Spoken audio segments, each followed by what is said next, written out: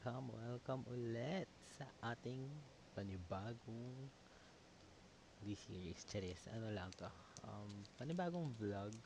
So yeah, kamusta naman ang lahat? Kamusta ang unang araw ng first Monday ng buwan? February na, February.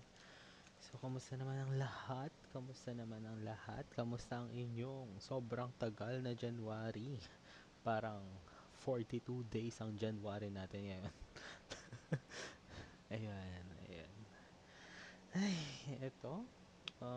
For me, katulad yan, ayan. Kita nyo, nag-upskill na naman tayo. CSS na tayo. Tracking CSS. Syempre, beginners ulit. Nasa beginner pa lang tayo ulit na ano, na front-end development natin. Nagsisimula lang ulit ako ng aking journey with this one. And I'm still looking into it kung paano ko siya masusolusyonin. Kumbaga, ano ko pa lang to. Um, Nagbabalik lang ulit ako to learn this skill. I want to use it as one of my major skills or asset when applying front-end development. So yeah. So, kamusta naman? Kamusta naman ang lahat? Ako, meron akong interview earlier, yung kaninang umaga, nagka-interview ako. It was the position for an IT staff sa Watsons, ganyan. Yun yung, in-applyan ko doon. And I think, hindi ako na-hire kasi mataas yung aking, kain guys, Goya. Goya. Mataas yung aking hinihingi na salary, which is 25 to 27,000. Pero yun, wala tayong magagawa for that one. And, ano lang tayo, tiyaga-tiyaga, tiis-tiis. Waiting pa ako doon sa internet na in-order ko. If ever tomorrow, dadating sa akin yun.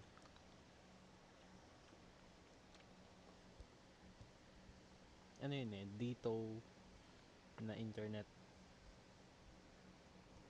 Tingnan ko lang. Hmm,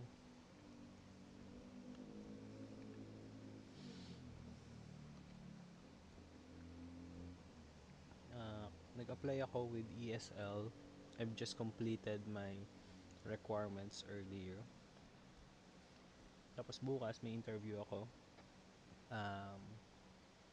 Project coordinator naman yun. Sa isang construction company. Hindi ko pa alam kung paano gagawin doon. Wala akong idea for project coordination or anything. Pero yan. A lot of failed interviews, failed application.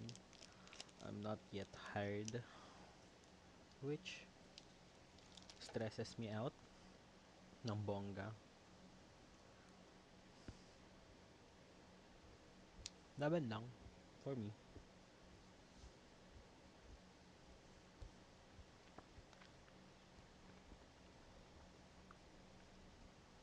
Wala naman ako magagawa dun. In the meantime,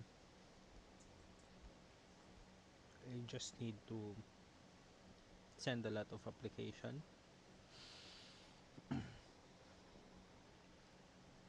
Pero yan, I'm going to try ESL.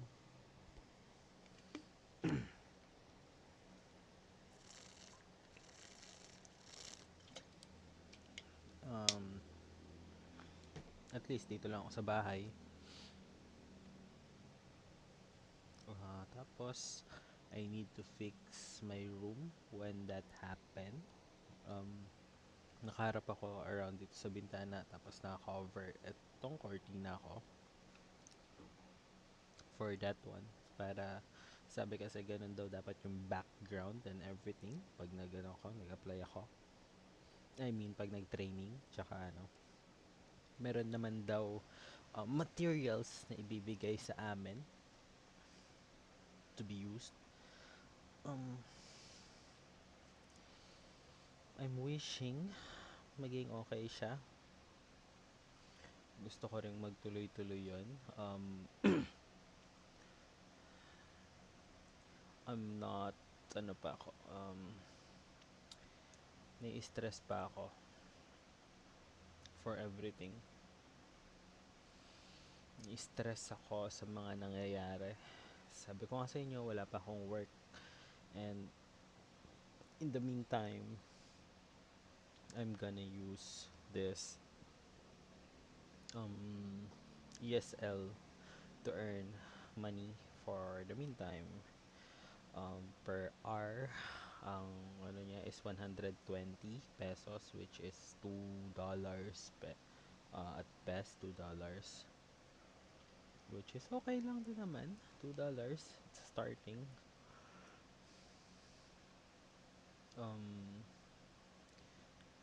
And kontrolado ko yung oras ko kung kailan ako parang office or magtuturo. Yun lang. Yun yung kinaganda niya and everything. Kinakabahan lang. And that at the same time na i-stress din talaga ako kasi syempre ako um, as someone na uh, gusto ko rin talaga kasing gamitin sana yung degree ko for my own, parang my own benefit.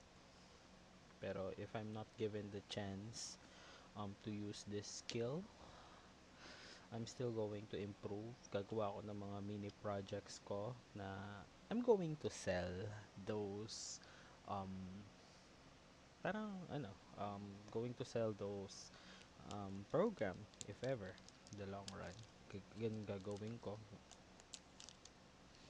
or gagawa ako ng sarili kong company na magkukuha ng mga projects, and then I'm gonna do the projects. Pero for now, let's start from below. The low, everything low. Start tayo doon. I just can't stand na ayan, mag walang ginagawa. I need to I need to start something. Kailangan ko may magawa. Ayoko matenga. Tapos na 1 month and everything.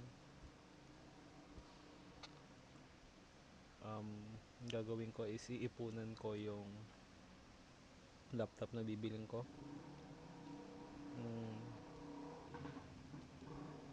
Mag high end na ako na laptop if ever.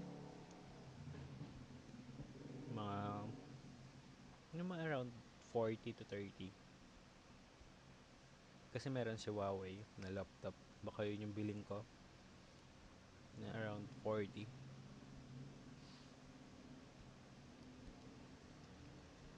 And yeah.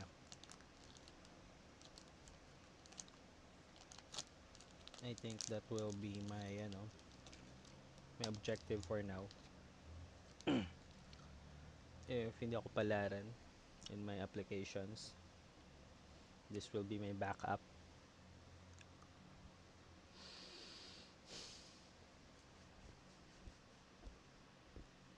And I hope magtuloy-tuloy yung mga in-applyan ko, makapasok ako in everything. Meron pa ako in-applyan, yung sa high remote. Hindi ko matandaan kung ano yung position na in-applyan ko doon.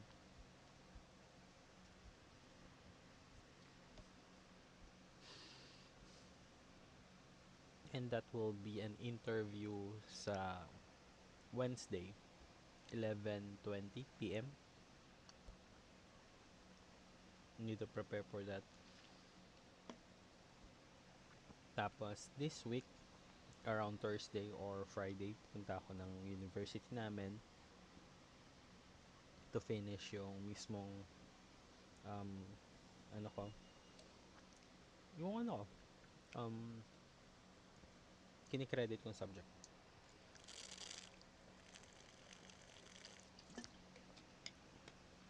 Kailangan ko matapos yun para ma-process ko naman yung TOR ko. Tapos, yun lang. Mm, ang hirap lang. Kailangan ko lang talaga magkaroon ako ng, siguro, by March or May, meron na akong bagong laptop na hawak. So, I need to be frugal with my gastos. Pero kailangan ko muna mabayaran lahat nung loans ko. Kaya I'm doing this. Meron pa akong bayarin. Tapos ano pa ba? Yun lang ang aking nasa plate right now. So, I'm quite panicky right now with this one. And I'm quite panicky. Yeah. Yan yung ano ko. Yan yung nasa isip ko right now for this one. Ang hirap pumasok ngayon sa industry. Kasi mas gusto nila yung makuha yung mga pwede nilang malowball.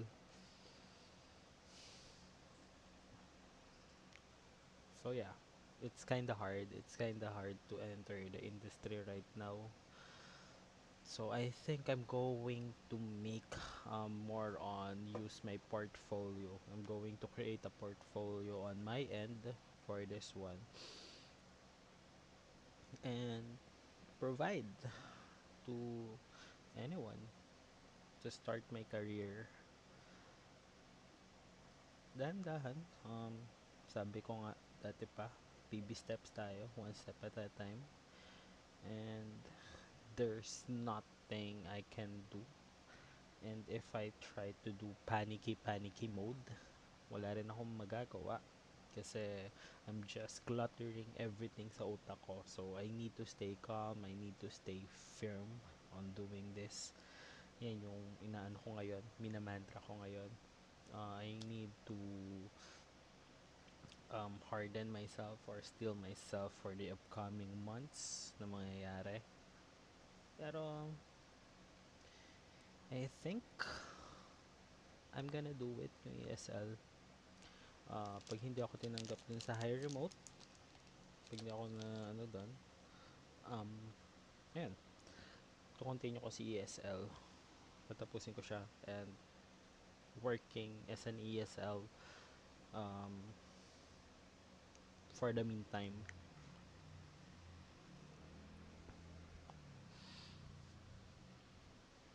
Weekly daw yung sahod, which is good. Mm, pero, ipunin ko yun. Hindi ko gagalawin.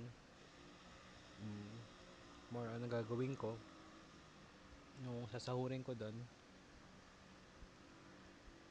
bayad ako dahan-dahan doon sa loans na kinuha ko just to survive. This is my fight or flight mechanism right now.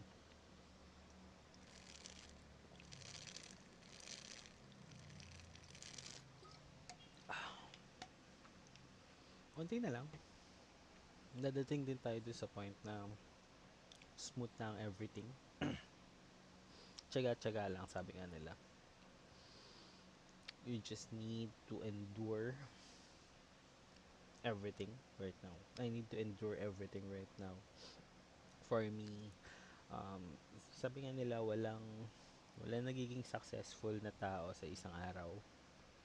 Walang nagiging master sa isang araw. Dahan-dahan lang. And I think,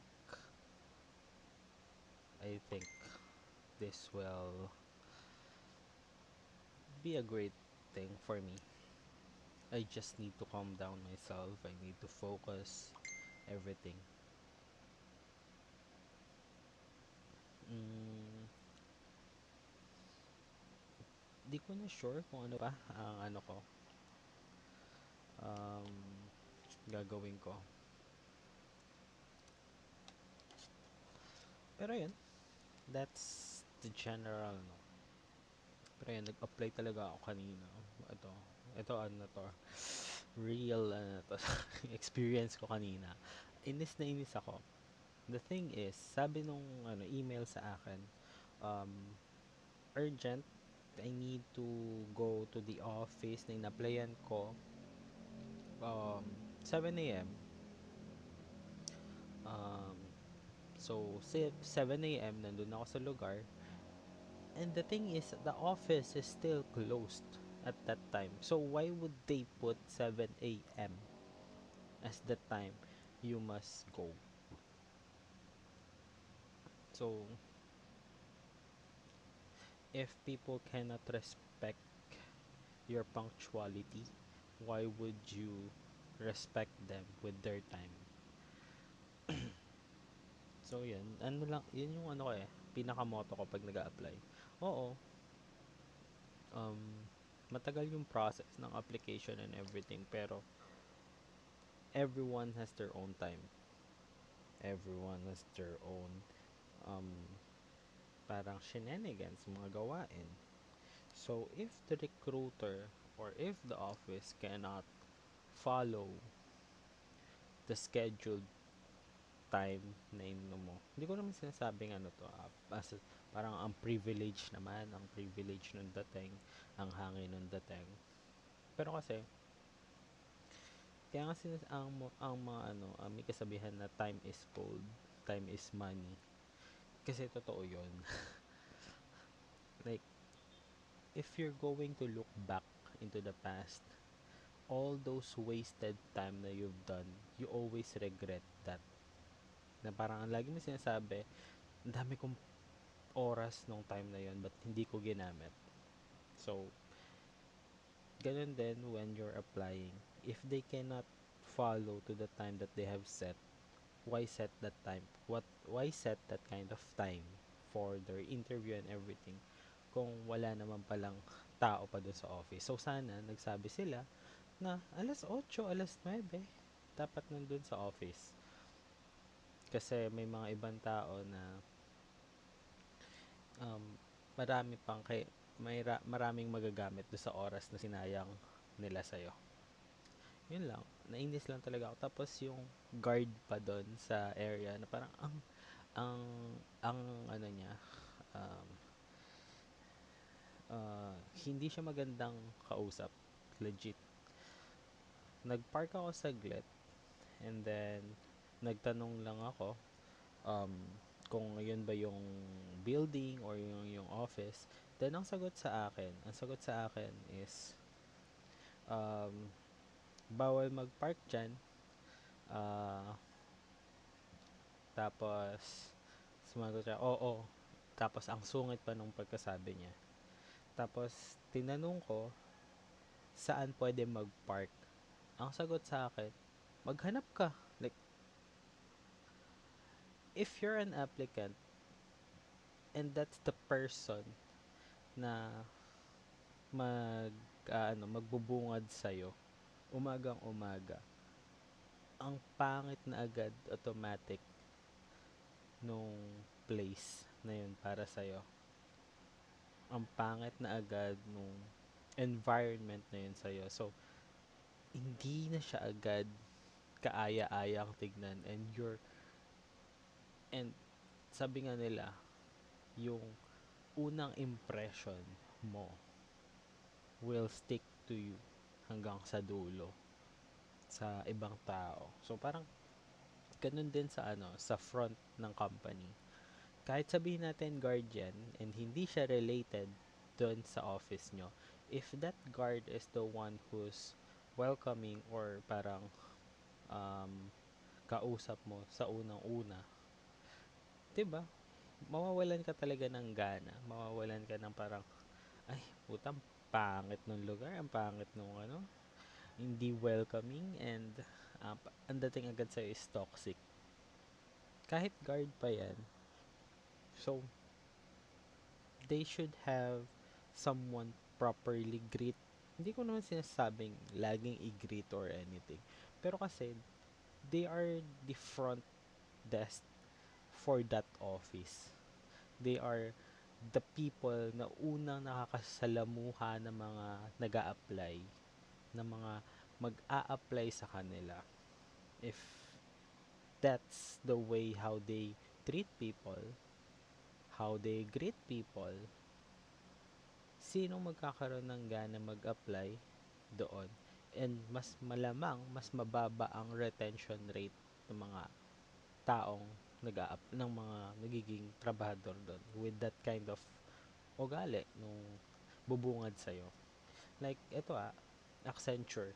Gonna say the name nung office. Nag-apply ako sa kanila and meron silang sobrang bait na security guard dun sa front ng office nila.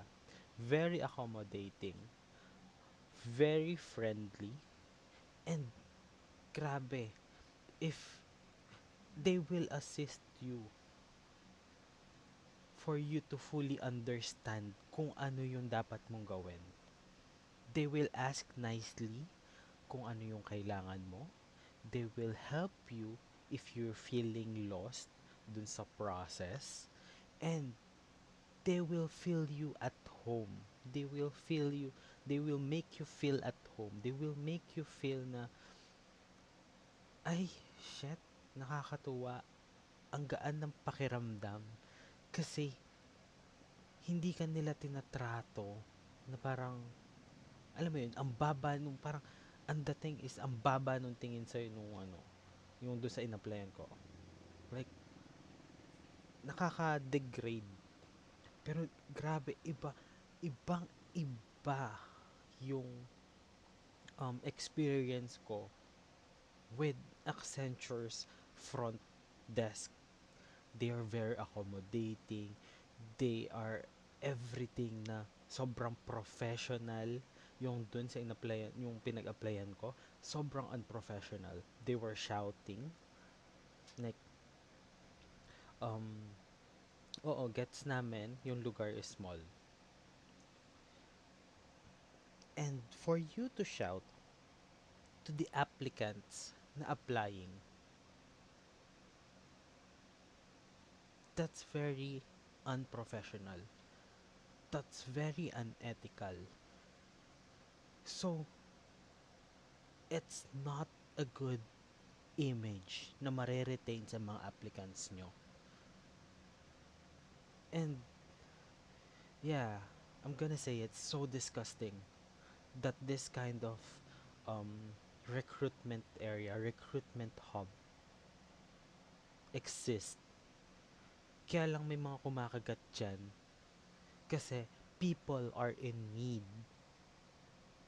on the job na ina-applyan nila. They are there kasi wala silang ibang ma-applyan.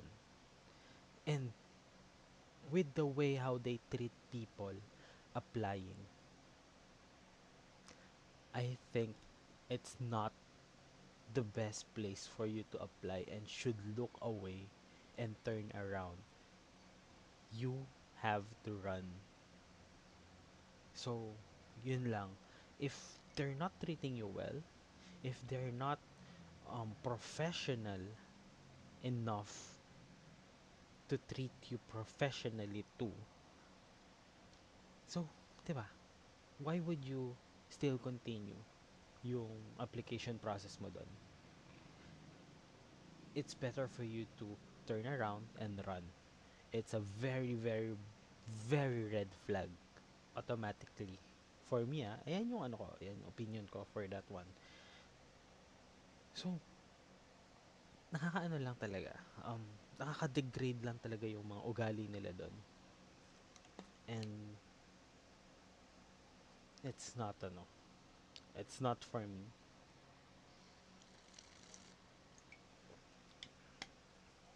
They have no professionalism doon sa workspace nila na yon.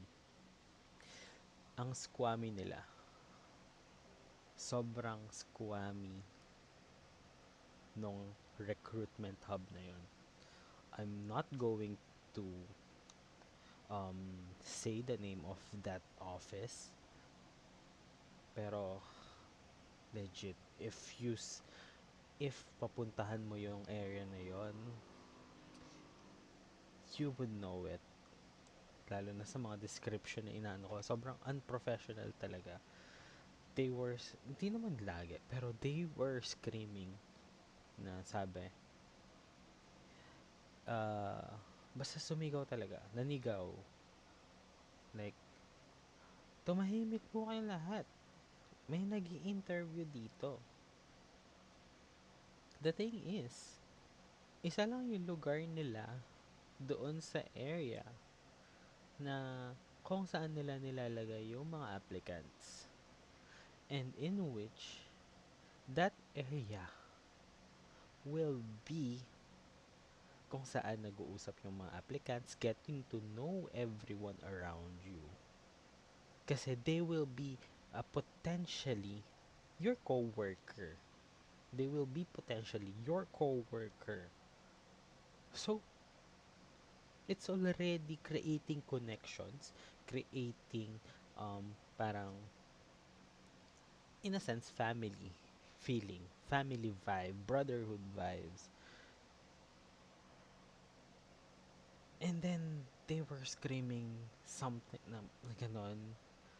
Sana, nag-provide pa sila ng isang office where they can put applicants inside so that they, they are not going to do those kinds of unethical behaviors. Alam mo yun, um, yung nandun nga, hindi nga sobrang lakas ng mga, sobrang lakas ng mga boses nung nag-uusap dun eh. They were just like, sobrang murmurs lang talaga siya. Bulungan yung dating nung usapan dun. And then, this gay person shouted to everyone. Sobrang ano lang, sobrang napaka hindi professional talaga yung way nila. And squatters, sobrang squatters yung ano nila, yung way nila. And I hope everyone that applied there should know and should run na if ever. And yeah, ano lang talaga. Um, it's not it's not pleasant. It's so unpleasant compared to the experiences na I have experienced other recruitment agencies that I applied. That was the worst one na na-experience ko. Sobrang unprofessional, sobrang hindi sila helpful, hindi sila um, parang hindi sila hindi nila kayang parang kumausap ng tama sa mga applicants ang dating for me. So, yun. Compared to everything, every recruitments that I applied for na mga recruitment agencies or mga manpower agencies that I tried to apply, that was the worst. That was so unprofessional. And no.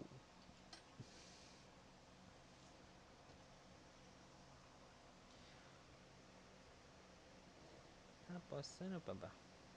Buti nga nung nandun ako, may mabait na tricycle driver na nag-assist sa akin kung saan ako magpa-park. Natulungan niya ako, helped me on where to locate. The location or the place that I can park. Pinahiram niya sa akin yung parking space niya ng motor niya. And dun ako nag-park. And yeah, very helpful si kuya. I hope kung makita niya man to, sobrang thankful ako sa kanya. And I'm sorry kuya kasi hindi kita na nakita for that earlier. Hindi na kita nakita. I was trying to ano pa, give you something kung if ever man. Kung makita kita ulit, going to try to give you something. Mm, pero yan, sobrang ano lang. Sobrang pangat lang talaga ng experience ko. And it really currently haunts me with that um, unethical, unprofessional, and yeah, not a good place to start if you're going to apply.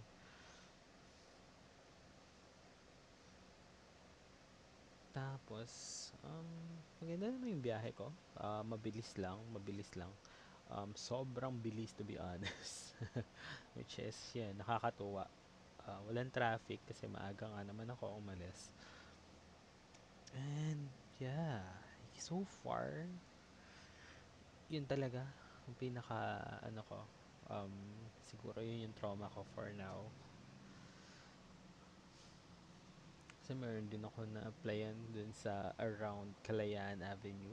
It's a small manpower agency in which everyone was so accommodating. Everyone was helping you how to parang sort out everything that you need to sort out. Yun talaga, oh my God, oh my God, they are not helpful. Like, they are almost the same in ways of ano, pero kasi yun doon, yung sa Kalayaan, they have separate rooms for the applicants, separate room for the interviews, and separate room for the final interview. So magkakaiwalay, may separation. May separation kung saan ka mag-exam, may separation kung saan ka kakausapin, may separation kung saan yung parang magpapasa ka ng mga requirements mo, documents mo, and the process is smooth. And everyone is there to assist you, help you, for you to for you to know or for you to sort it out things that you need to sort out. Doon talaga, wala eh. And, and ako, ano pa, yung way nung exam dito. Yung way nung exam dito is, there are, there are 10 questions you need to answer, pero written siya. And sobrang generic and it's about customer service. And the thing is, I'm not applying for a customer service. I'm not applying for um, giving service to customers na with different types of services. Yung more on yung inaan nila is yung mga sales agent, CSR. So, ganun yung ano. Eh, ang ina-applyan ko is IT. So, ibang-iba yung dapat maging question ko. Yung question ko pa rin is about customers. So, ayun. Ang pangat lang talaga ng experience ko doon. It was around Caloocan. Caloocan area yan. Pero, yeah. I suggest, um, if makakita kayo ng mga application around Caloocan, yung office, run. It's a recruitment hub. It's a recruitment hub. So, yeah. Hindi siya office ng um, one particular office lang. Ano siya, recruitment hub. Doon lang yung mga ano, parang interview and everything. Run. I'm not saying what company, I'm not saying what manpower agency that is, but yeah, run. I'm not defaming anyone. So yeah, yun lang. And sobrang ano lang talaga, sobrang disappointed lang talaga ako on how they treat applicants, and masyadong ano, masyado sila mapagmataas in a sense. So yeah, mas gugustuhin ko pa yung dun sa interview ko sa Ermita, yung manpower agency na yun. Sobrang friendly ng staff nila, sobrang assisting sila doon. And maliit yung sahod. Maliit yung sahod nila, pero yung nag apply ako, they are treating you as an equal already.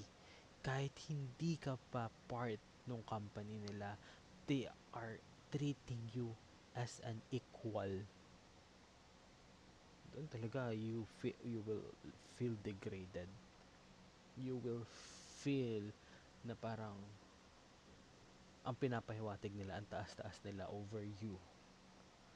So yeah, yun lang. Yun ang sobrang rant ko for that one. Kayo, kamusta naman kayo guys? Ako, ayan, nasabi ko na, nailabas ko na yung rant ko. And thank you guys. It helped me to lessen yung burden sa aking chest. um, yeah, mamaya, dire-diretso pa ako yan, tayo. Yan, yan, yan. Mag-upskill pa ako. Tapos siguro ako 2-3 videos pa with sa creator nito, SDPT. He's a good um he's a good programmer. If you want to learn programming languages, visit his channel. Maganda yung mga ano niya, way of teaching niya. Kasi una sa lahat, Tagalog. May ma-absorb mo agad. Maintindihan mo lalo. May mga ano rin, um, it's beginner friendly. Katulad nga sabi ko sa inyo, I'm starting from zero ulit with front-end development. So, yung kinuha ko, hindi ko kinuha, yung pinapanood kong mga video is for beginners. So yeah, yan yung aking journey. And pagka natapos ko na yung mga beginner friendly, siguro I will tackle on yung mga ano na, mga intermediate level or next level na with this one. Pero yeah, I'm learning a lot with this channel. So if you ever want to try learning sa programming, I suggest learn it from this channel, from this person. SDPT, yung SDPT Solution ata, yung pangalan nung ano nila. Wait, ayan, ayan, SDPT Solutions, yung pangalan nung kanilang channel. And they are very, very good at what they're doing. Sobra, sobra. Um, yeah. Ayun yung inaano ko. Tapos, sabi ko nga sa inyo, if everything else fails, I'm going to push this ESL. I'm gonna 100% it. Commit to this work muna in the meantime. And I hope magawa ko siya kasi I really need a job in the meantime. I really need to create money. So yeah, kailangan ko rin kasing bayaran yung motor ko. Kailangan kong bayaran yung mga loans ko, mga bills ko, lalo na pagka nagkaan na ako ng internet ko. Mm. So yun, so far that's my plan. Sana ma-accept talaga ako dun sa isang na-applyan ko, which is Kung hindi yung project coordinator, maganda yung project coordinator. Grabe guys. Meron silang pwede ka all expense paid trip basta business. Um, official business yung ano mo, pupuntahan mo. Tapos buong ano pa yun, buong Pilipinas pa yung tina-travel nila. And yeah, I want to ano yun. Hindi lang naman yun yung bakit ako nag-apply doon. Um, they are coordinating with everyone and gusto kong ma-experience yun. It's more on super supervisory role. Yung parang ang dating kasi niya, yeah, you need to coordinate with everyone. So yeah, I think I have the skills naman. I think I have this um, experience na meron ako. So, I hope matanggap ako doon sa position na yun. I may not be a full-time na team player, but I will always try na maging team player. Grabe guys, ito yung morning vlog sa hating gabi. Gantong oras, 11:20 bukas yung interview ko. Ay, sa A5 yung schedule ko. Kasi US time base yun eh. VA yun eh. General Virtual Assistant naman. Yun ata yun. Yung sa high remote. Siguro. I'm not sure. Yun yung isang company yung na-plan ko. So, if ever kailangan kong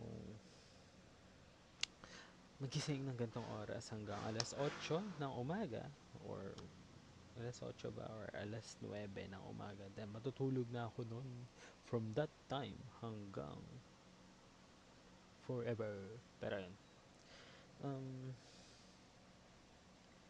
a lot of things is happening. I'm being overwhelmed by everything na nandito sa aking utak. Kaya naman, surviving. Ang lolo nyo, surviving. Laban lang, sabi nyo nga. Laban lang.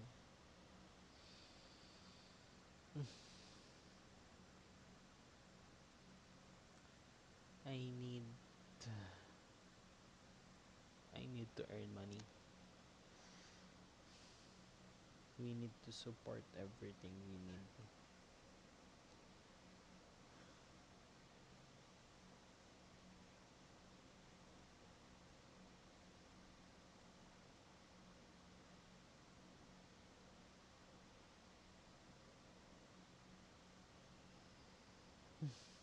Moment of silence.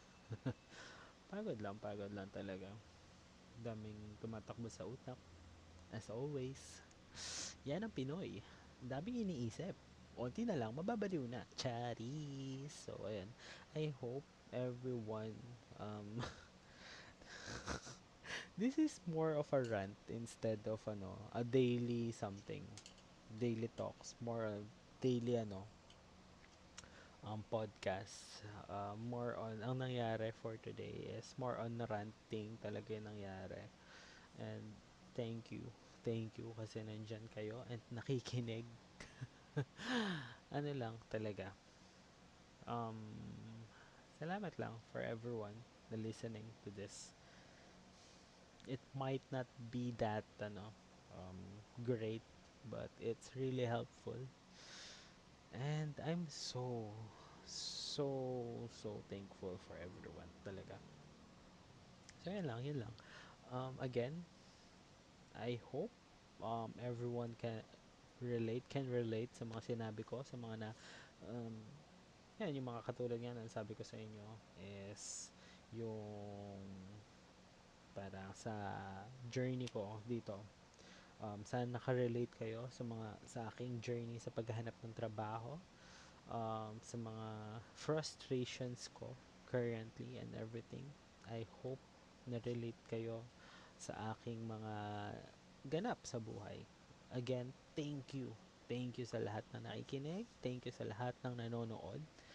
And again, I hope to see you again next time. So if you have any rants or any na mga na-experience while looking for a job, while job hunting, comment nyo dyan sa comment section natin sa baba. Yung mga ano nyo, mga parang hinanaing nyo nung nag apply kayo, naghahanap kayo ng trabaho.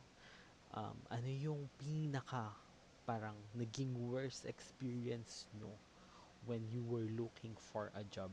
And guys, huwag tayo maglalagay ng mga pangalan ng mga company na inapplyan nyo. Kasi, pwedeng ma-breach of contract kayo or anything. Lagi yan, naka-NDA tayo sa mga bagay-bagay na yan. So, be safe everyone. Never, never talk about this company, yung mga in-applyan nyo. Never say the name of those companies na mga in-applyan nyo. Kaya ako lang naman talaga nasabi si Accenture kasi I'm so proud and I'm so happy with their services when you're applying. They are very friendly. You will feel at home talaga. So, yeah. Kaya ako, parang honorable mention sila sa akin with that. Um, that's how you, ano talaga how you greet applicants. Ibang story pa yung when you're working with them. Ibang story pa yon. Pero, for applicants experience, it's a very, very, very nice thing when you are greeted and parang pagpasok mo doon, tanggap ka nila kung sino ka, tanggap nila kung ano ka. And yeah. So, yun lang. Guys, again, if may mga nangyari sa inyo nung habang nag-a-apply kayo for your work, mga na-applyan nyo, i-comment nyo dyan ano yung mga nangyari na yan. Ikwento nyo dyan. And, siguro sa mga susunod na mga ganap, I'll try to read it sa ano natin, sa mga susunod na video. Kapag marami na tayo, mga nandiyan sa comment section. So, yun lang. Again, this is Call Wings. I hope everyone enjoyed. I hope everyone nakarelate, natuwa sa aking mga rants, aking mga kwento. And again, I hope to see you again next time. Bye guys!